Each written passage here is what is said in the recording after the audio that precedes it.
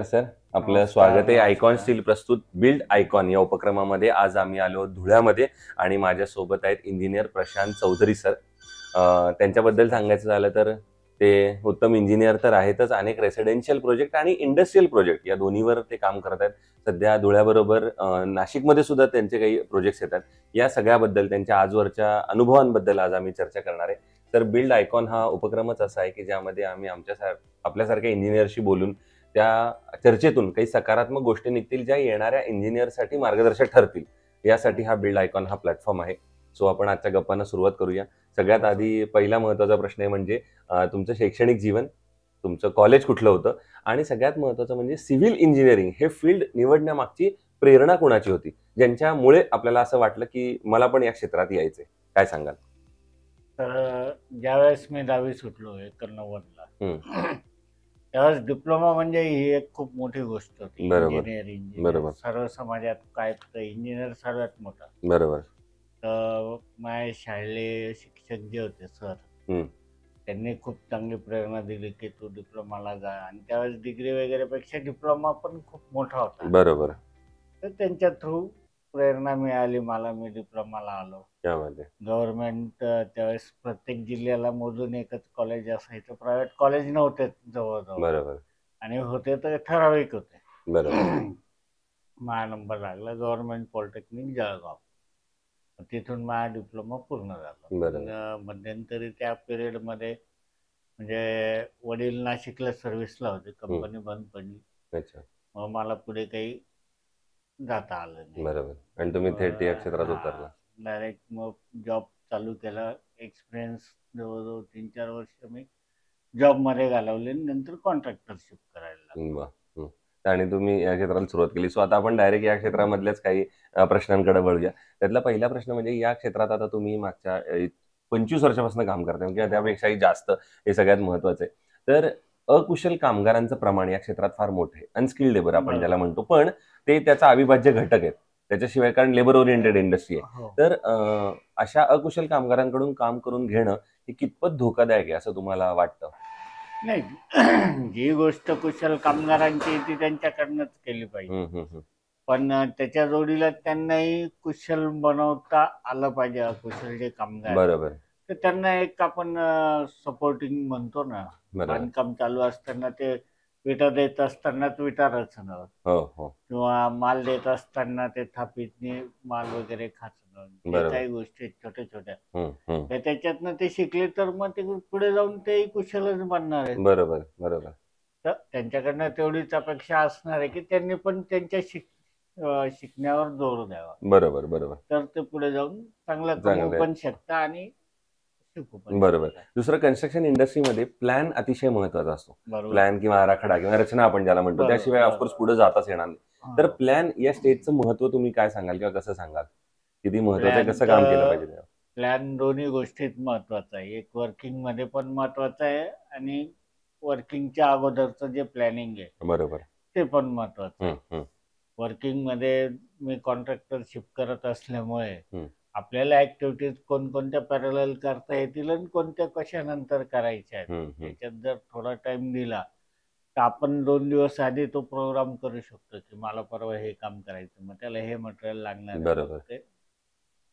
ह्या सर्व ज्या गोष्टी आहेत. बरोबर. दुसरं, तुम्ही रेसिडेन्शियल मध्ये काम केलंय एवढं, म्हणून तुम्हाला जास्त हा प्रश्न मला विचारायचा आहे की बऱ्याचदा रेसिडेन्शियल मधल्या त्या कस्टमरचं असं म्हणणं असतं की माझं बजेट थोडं कमी आहे किंवा माझं थोडं बजेटमध्ये बसवून द्या, आणि इकडे तर तुम्हाला बिंग इंजिनियर तुम्हाला असं वाटत असतं की मला तर चांगलं काम करायचंय, क्वालिटी काम करायचंय. तर मग क्वालिटी आणि बजेट या दोघांची कशी सांगड तुम्ही घालता? ऍक्च्युली क्वालिटी आणि बजेट प्रत्येक मालकाची अपेक्षा असतं की माझं काम कमीत कमी बजेट व्हावं. बरोबर. तो त्याचा बजेट कमीच ठेवून चालतो, पण प्रॅक्टिकली तसं घडत नसतं. प्रॅक्टिकली काम करताना भरपूरदा अनुभव येतो की बोलताना आपण म्हणतो माझा 10 लाखाचा बजेट आहे, बरोबर, पण ते काम करत असताना तो 12-13 असा वाढतच जातो. तर मग क्वालिटी काम करताना ती थोडीशी अडचण येते. बरोबर. मालकांचा बजेट असतो कमी. दुसरं असं आहे की तुम्ही आता इतक्या वर्षाचा आपल्याला अनुभव आहे म्हणून विचारतो की आता तुम्ही क्वालिटी बद्दल आपण बोलत आहोत. जर एक चांगलं बांधकाम करायचं असेल तर काय काळजी आपण घेतली पाहिजे किंवा काय महत्त्वाच्या गोष्टी आहेत की याच्यावर जर लक्ष दिलं तर एक चांगलं बांधकाम, उत्कृष्ट टिकाऊ दीर्घायुषी बांधकाम होऊ शकतं? अशा काही महत्त्वाच्या गोष्टी सांगू शकाल का बांधकाम करताना? बांधकाम करताना तशा खूप साऱ्या गोष्टी येतात. त्याच्यात सिमेंट आलं, स्टील आलं, सर्वच गोष्टी आल्या, बरोबर मटेरियल आलं. बरोबर हे जर चांगलं क्वालिटीचं किंवा चांगल्या याचं जर आपण वापरलं तर कमीत कमी खर्चातही चांगलं काम होतं. बरोबर बरोबर जेणेकरून सिमेंट, आता हम्म. काही सिमेंट असे पण आहेत की आता प्राइस कमी वाटते. बरोबर आहेत, नाव मी घेत नाही, हो हो पण प्राइस कमी वाटते पण त्याची क्वालिटी तशी नसते. बरोबर काही गोष्टी अशा आहेत की आहे महागड्या, पण म्हणजे कमी जरी वापरलं तरी आपल्याला त्याचा रिझल्ट चांगला मिळतो. चांगला मिळतो. बरोबर आहे. तसंच स्टीलच्या बाबतीत पण आहे. हो तर आहेत म्हणजे बरोबर. दुसरं, या क्षेत्रात आता तुम्हाला 25 वर्षाचा टप्पा तुम्ही पूर्ण करताय म्हणून अधिकाराने असं विचारतो की या क्षेत्रात जे तरुण मुलं येतात, तरुण इंजिनियर्स येतात, त्यांना तुम्ही या क्षेत्रात येण्यापूर्वी काय सल्ला द्याल? सल्ला तर शेवटी जे माणूस शिकतो ते अनुभवातनंच शिकतो. बरोबर थेरॉटिकली आणि प्रॅक्टिकली. बरोबर. सिव्हिल मध्ये जवळजवळ खूप अंतर आहे. तर प्रॅक्टिकली नॉलेज असणं खूप महत्वाचं आहे बरोबर असं मला तरी वाटतं. कायम वाटतं. बरोबर आहे. तुम्ही इंडस्ट्रियल प्रोजेक्ट सुद्धा केलेले आहेत, तर त्यामुळे मला आणखीन एक प्रश्न विचारायचा आहे की आजपर्यंत केलेल्या प्रोजेक्ट मधला एखादा आयकॉनिक प्रोजेक्ट सांगता येईल का, की जो प्रोजेक्ट करताना तुम्हाला आनंद किंवा समाधान किंवा अभिमान वाटला की अरे आपल्या हातनं हा प्रोजेक्ट घडला किंवा याच्यात काहीतरी वेगळं करायला मिळालं? तसे तर 2-3 प्रोजेक्ट आहेत, पण मला सर्वात चांगला वाटला तो मागच्या वेळेस मी आपल्या कंपनीचे जे इंजिनियर भेटले होते मला, त्यांच्याशी बोललो होतो. सिन्नरला मी एक प्रोजेक्ट केला. ऍक्च्युली ते मोठा प्रोजेक्ट होता, 1,00,000 स्क्वेअर फुटाचा. D5 मध्ये सिन्नर माळेगाव MIDC.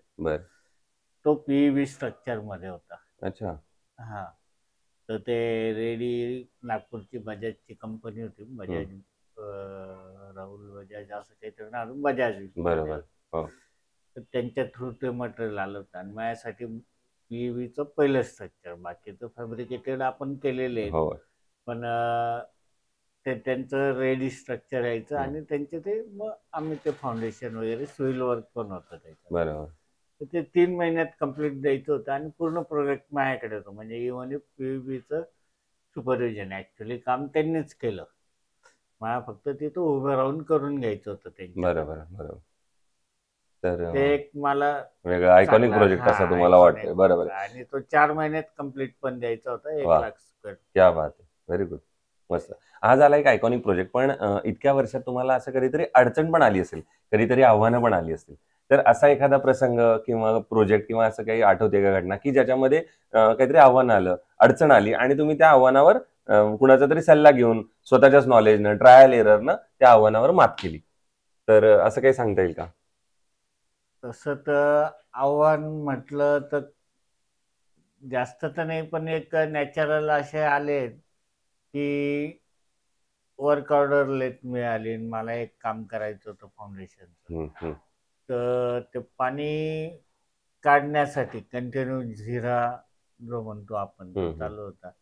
आम्ही इकडे पाणी काढायचं काम करतच राहायचो, तो झिरा चालूच राहायचा. ते पाणी काय थांबतच नव्हतं. मग त्यावेळेस थोडस हे झालं होतं, आम्हाला त्रास झाला 4 दिवस. पण मग नंतर केला आम्ही, तो प्रोजेक्ट केला.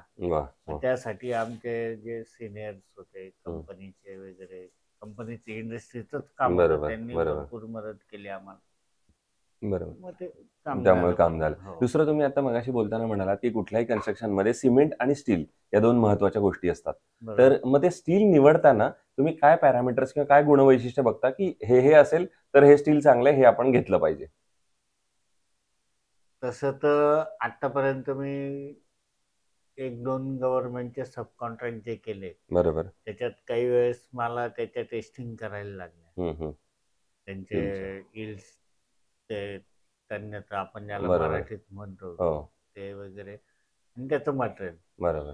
तर AP500, 415 जे काही होते त्या पद्धतीने त्याच्या टेस्टिंग आम्ही मेरीच्या ऑफिसला केल्या होत्या. बरं आता नीट्सचं मला ते आठवत नाही नीट, बरं पण त्या टेस्टिंग नुसार आम्ही ते मग केलं. राजोरी, पोलार्ड आपलं आयकॉनचं पण होतं आणि ह्या सर्व गोष्टी टेस्ट करूनच आम्ही ते केलं. पण वापरतो. इन जनरल रेसिडेन्शियल प्रोजेक्ट करताना काय कसं निवडता तुम्ही स्टील, कुठलं घ्यायचं स्टील किंवा असं काही पॅरामीटर्स काही सांगू शकता का त्याचे?